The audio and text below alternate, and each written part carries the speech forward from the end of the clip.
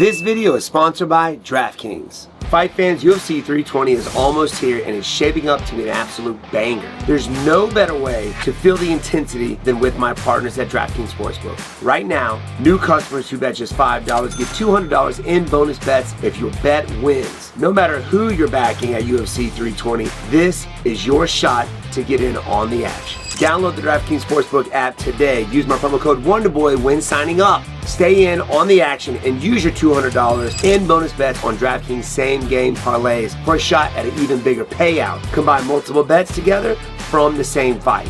UFC 320 is going to be a banger. You got two title fights on the line with the bantamweight title fight with Dvalishvili versus Corey Sandhagen. It's going to be sick. And of course, the light heavyweight division. You got Magomedov Ankalaev versus Alex Pereira. Rematch. Let's go, baby. Love the thrill of live betting. DraftKings has got you covered. Bet live on In Progress fights right as they happen, making watching the matches that much more exciting. If sports betting is not yet available in your state, don't worry. You can still join in on all the fun with DraftKings Pick 6 and have the shot to win cash prizes. Download the DraftKings Sportsbook app now. New customers use my promo code Wonderboy and turn $5 into $200 if your bet wins. Paid instantly in bonus bets. The crown is yours. That's promo code Wonderboy. Only at DraftKings Sportsbook. What's up, everybody? Welcome back to the channel. You got me and Sweet Tea talking about UFC 320 coming at you this Saturday, bringing it to you.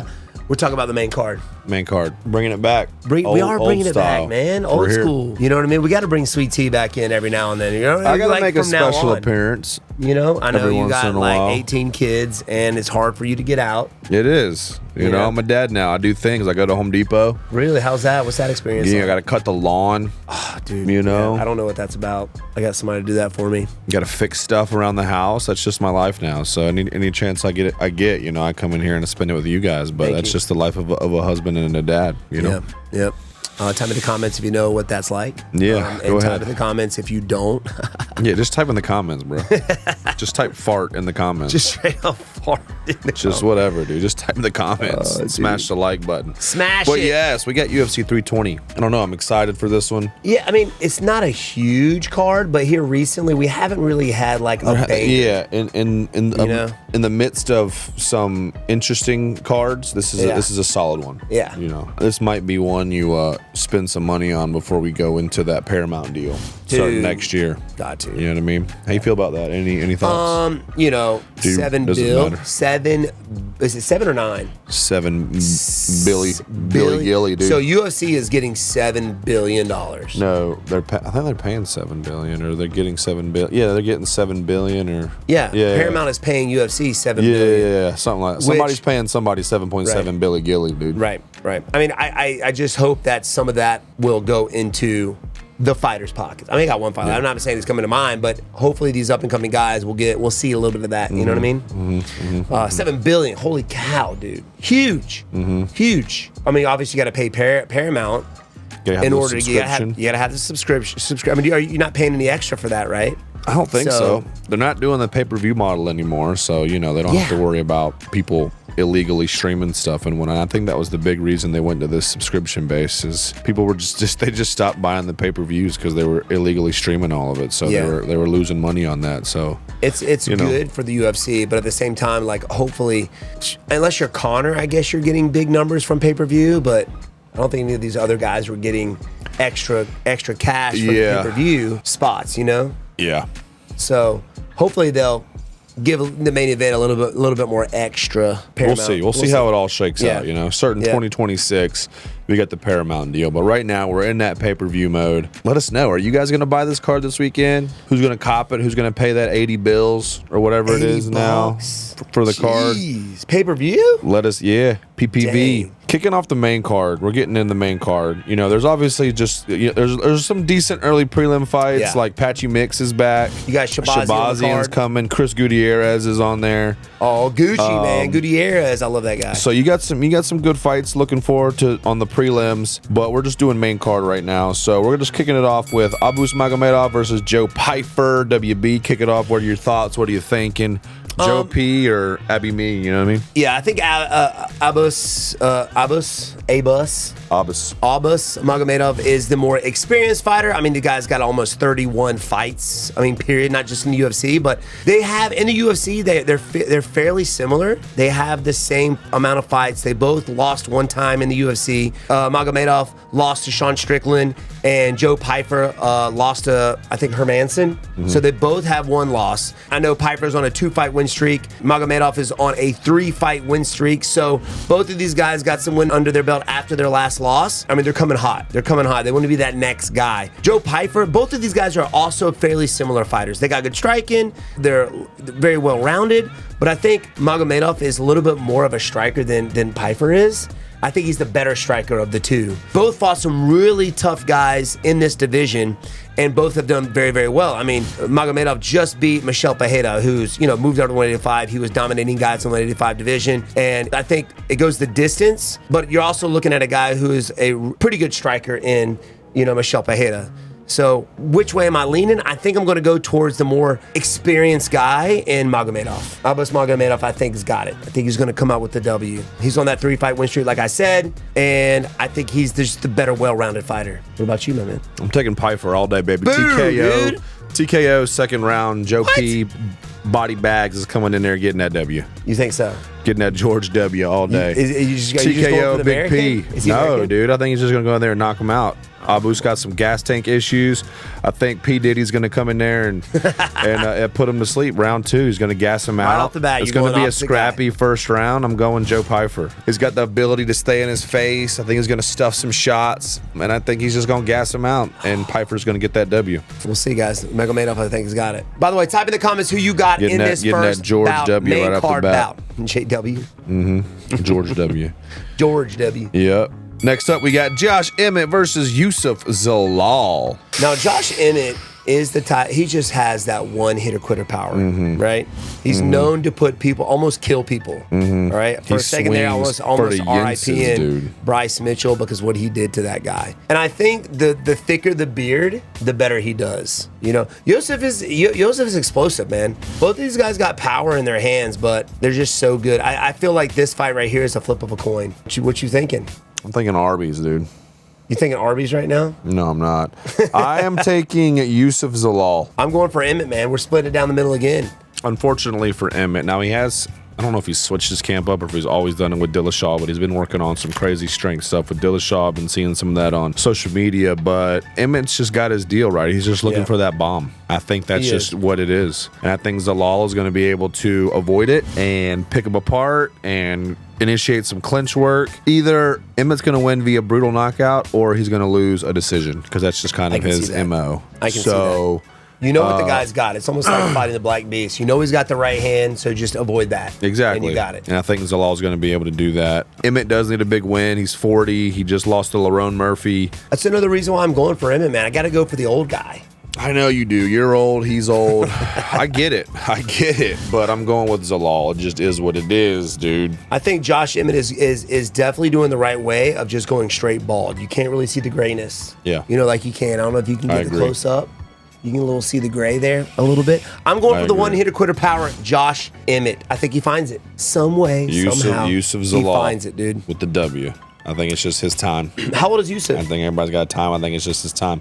29. Okay, young stud, bro. Yeah. He's a stud. I fought a young in the last one, you know what I mean? He's a youngin'. He's ranked number 9, and Emmett is ranked number 8. So moving up one spot. You gotta find a killer. Take what you can get, right. You know what I mean? Right. That's a tough one spot to move up for sure. Again, okay, so I got Abbas and you got Joe. I got Josh, you got Yusuf. Yep. Next up, we got Yuri Prochazka versus the one and only Khalil Rountree.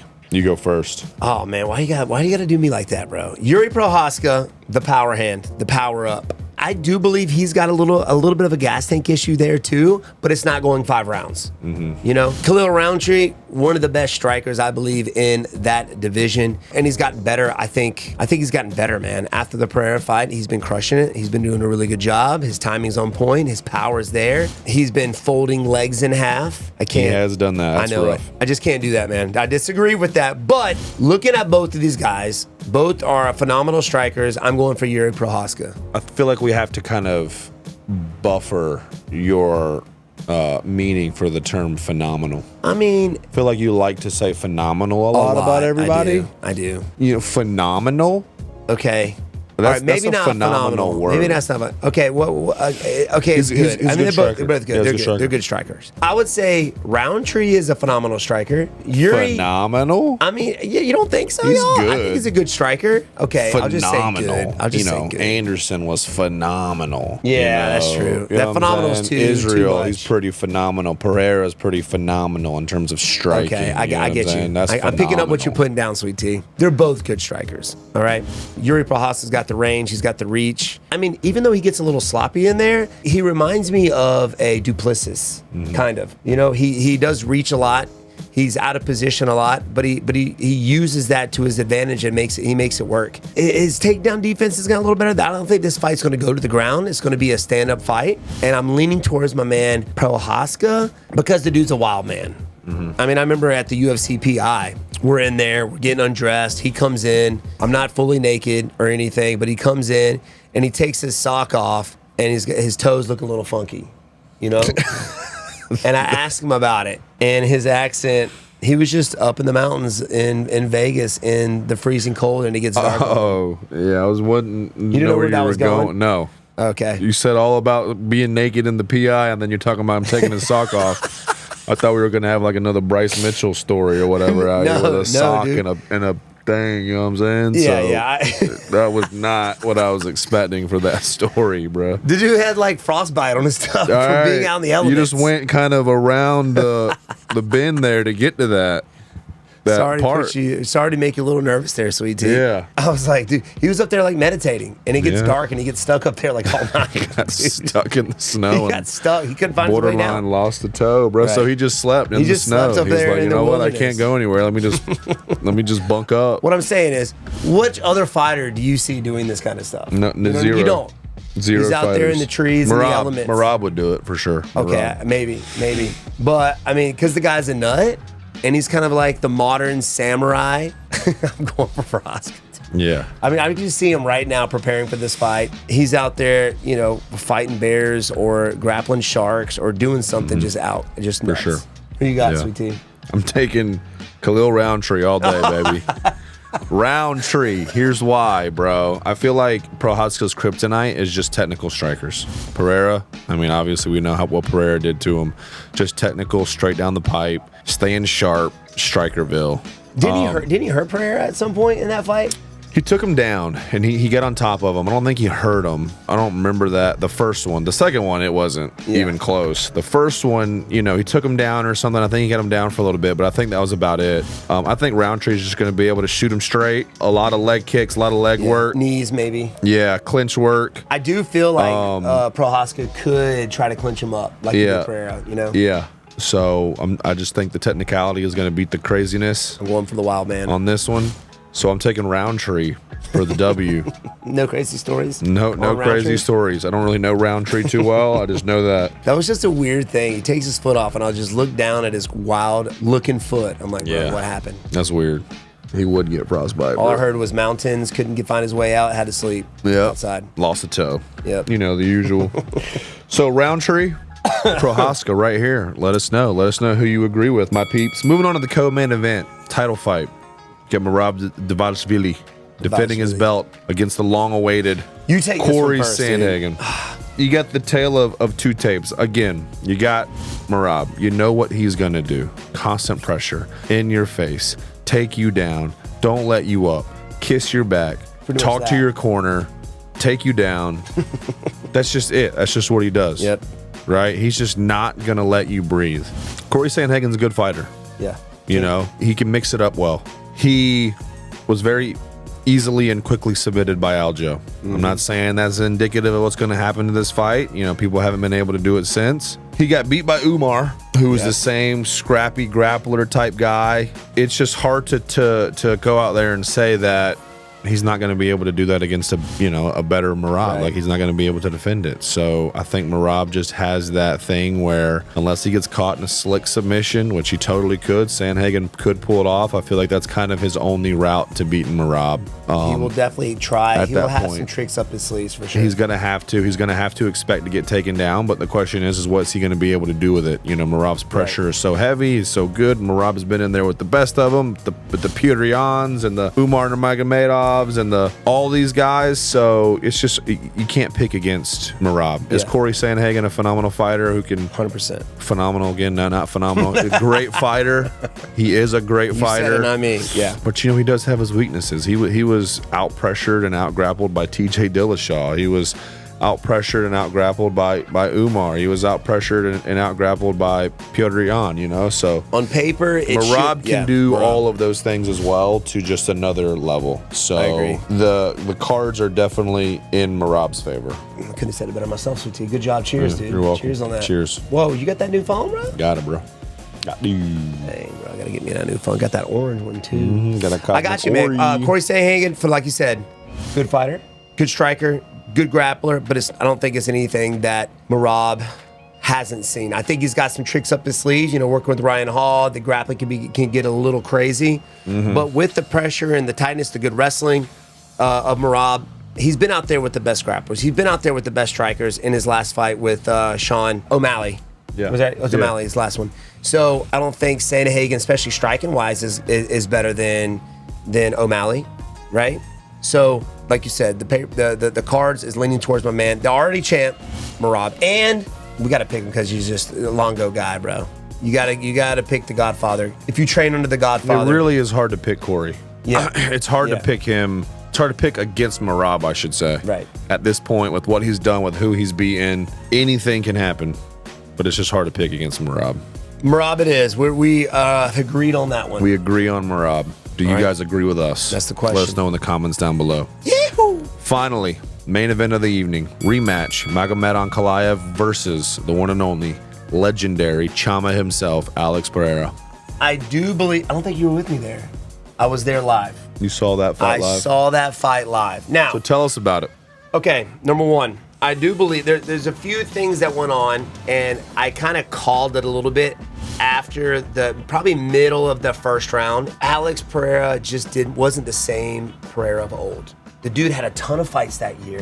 I don't know how many fights he had in the last year, but it was a crazy amount of fights. He was super active, and he just wasn't the same. And you see this in a lot of other fighters back in the day with Cowboy Cerrone. You saw it with even Neil Adesanya Magny. too. Yeah, you saw with Adesanya. These guys that are fighting, even Kevin Holland, that are so consistent over the year, trying to take as many fights as they can because they're making a lot of money. They're super popular because they're active and they're winning.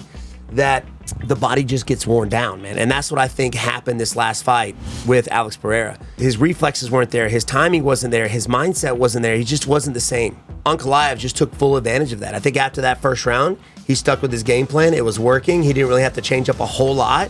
And he outpointed him, Alex Pereira. And I think because of that, Alex Pereira was so active that year that he just wasn't the same. But if you notice, these guys are intelligent. They're smart. They lost that last fight. They took some time off. When you're that active, the body just wears down. It catches up to you. So you got to take some time off, not just for your body to heal, but for your mind to heal. To stay at that level all the time is very tough on the mind.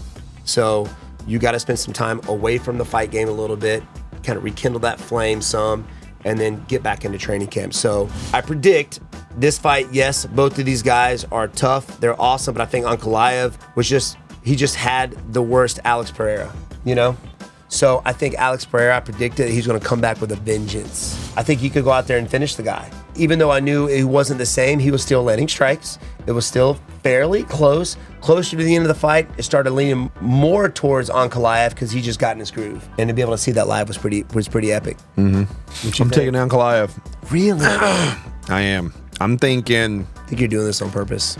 I'm not. I kind of go through my brain back and forth as you're speaking. I'm like, and then I'm like, then I'm like, and then I just kind of say what the first thing that comes out of onto my mind, and that was Ankalaev. And here's why. I just think he's just going to win a safe fight. I think it's not going to be exciting. I think he's going to take the boring route, and he's going to secure that rematch victory via just trying to take Pereira down. I think you're going to see a lot more wrestling, a lot more grappling in it. And Pereira might have some success in the early rounds, but I think the later the fight goes, you're just going to see that blueprint of take him down, control him, land some shots, take him down, control him, land some shots. Pereira can put him out at any moment, and that would be awesome if he was able to go out there and get that belt back. That would just be huge, obviously, and I'm not counting Pereira out at all just because he has that power, he has that technicality in his striking. But again, I just think Ankalaev is going to look for that takedown early and often, and Pereira's just going to struggle getting off of his back, and that's just it. That's just what I think.